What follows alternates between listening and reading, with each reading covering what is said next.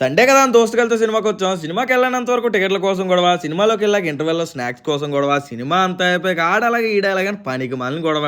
అప్పటికే పిచ్చి ఆకలి మీద ఉన్నాం మేము. ఇక సినిమా అయిపోయి టిఫిన్ షాప్ మీద దాడి చేసాం. ఎవడు ముట్టుకాడు పోయి ప్లేట్ తీసుకున్నాం, ప్లేట్ మీద పేపర్ వేసుకున్నాం, పక్కోడు ప్లేట్ లో అట్టు వేసుకున్నాం. ఇక ఒక్కొక్కరు పిసుక్కొని తిన్నాం. పాప ఈడు మొహం చూస్తే బాధేస్తుంది. అరగంట నుంచి ఆంటీ వేసిన అట్టు కోసం వెయిట్ చేస్తూనే ఉన్నాడు. వేసినట్టుగా మేము తినేస్తూనే ఉన్నాం. ఎప్పుడులాగా ఇప్పుడు కూడా అందరూ ఫుల్ మెక్కేసి బిల్ నా దగ్గర నొక్కేద్దాం అనుకున్నారు కానీ డబ్బా నేను కట్టలేక కాదు, కడితే నేను ఒక్కడనే మంచోడిని అవుతాను. నువ్వు కూడా మంచోడు కావాలిగా, ఇచ్చేయి.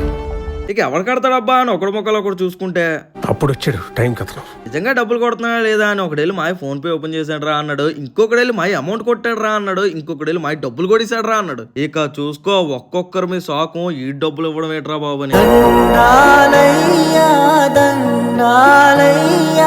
మాతో నేను